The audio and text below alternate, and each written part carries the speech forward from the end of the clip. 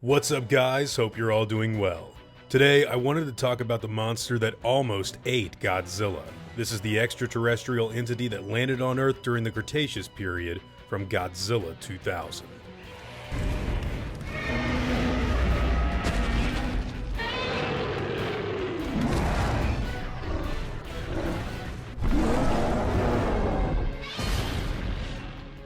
Godzilla 2000 picks up nearly 50 years after the events of the 1954 original and served as a direct sequel of sorts, ignoring every other Godzilla movie that had been made in between. Now, the story behind the monster in question happens to begin during the time of the dinosaurs, when a giant ship from outer space happened to crash land on prehistoric Earth. This ship was home to an abandoned race of beings known only as the Milleniums, a type of alien that had the ability to absorb and take on the attributes of superior life forms in order to survive. Now, towards the end of the movie, these Millenniums converge together and exit their spacecraft in the form of a giant octopus-looking creature.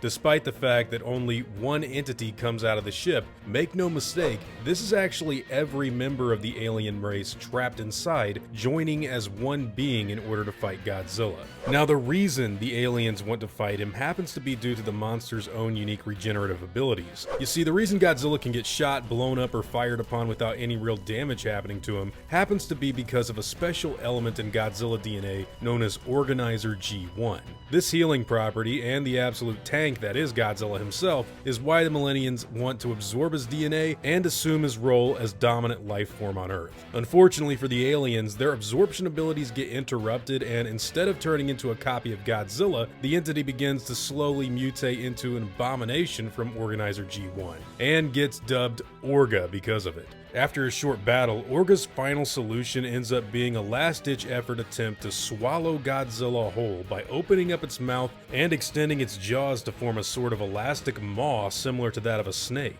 This kind of freaks out Godzilla at first, but after careful consideration, the monster actually takes ORGA up on his bed and throws his body headfirst into the mouth while ORGA begins to absorb its cells and take on features similar to Godzilla. ORGA's plan involves taking the regenerative properties from Godzilla's cells and ingesting them directly into its body, in the process both killing off the only thing that could stop it, while also becoming an alien clone of Godzilla as well. It's almost like a twisted take on Invasion of the Body Snatchers, only this time you get literally ingested by a reptilian monster instead of having your home overtaken by those weird pods. The snake-like abilities of ORGA also come as an interesting surprise, since at no other point in the movie had any sort of prehistoric or strange cold-blooded attributes been teased. It really does make you think back to the earlier scenes describing its descent on Earth during the age of the dinosaurs, or at least it does for me. Now, one of the reasons that I think ORGA, or the monster that almost ate Godzilla, happens to be so cool is the fact that the design process that went into this creature is just absolutely awesome. For those of you unaware, there actually exists some pretty cool special effects books released exclusively from Toho, the company that makes Godzilla films, and ORGA is one that I own myself. Unfortunately, there isn't much as far as English translations go in these, but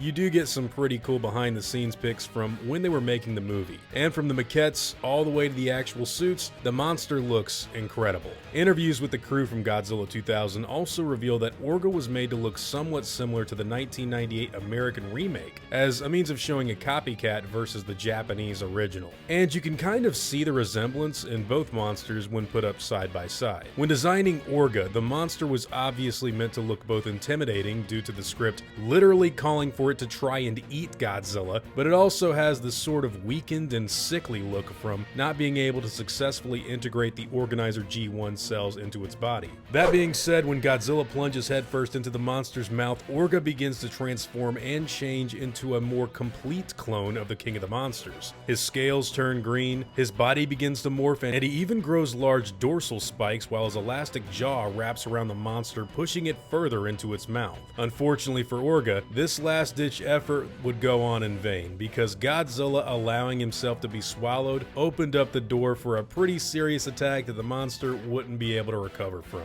Godzilla 2000 was the second Godzilla film I ever saw in theaters, just 2 years after the American remake. when it came out, a lot of people were pretty upset at being misled that this was some kind of sequel to the Matthew Broderick movie, and while fans of the Japanese films rejoiced at the monster's return to big rubber suit special effects, a lot of other people happened to be disappointed. I remember my dad taking me to see the movie kind of excited and then realizing that the actors' voices weren't matching up with their lips, and the special effects being noticeably less effective than what we'd seen in something like Jurassic Park or the last Godzilla movie. ORGA, on the other hand, though, always did interest me, and while I don't honestly remember the fight happening in the theater, probably because we more than likely walked out after you see the CGI octopus materialize, I have always thought that both the design and incorporation of this monster was really well done. This is one of the better films in the Millenium series for me, and the fact that it featured a monster that nearly killed Godzilla by legitimately eating him whole was always a fun idea.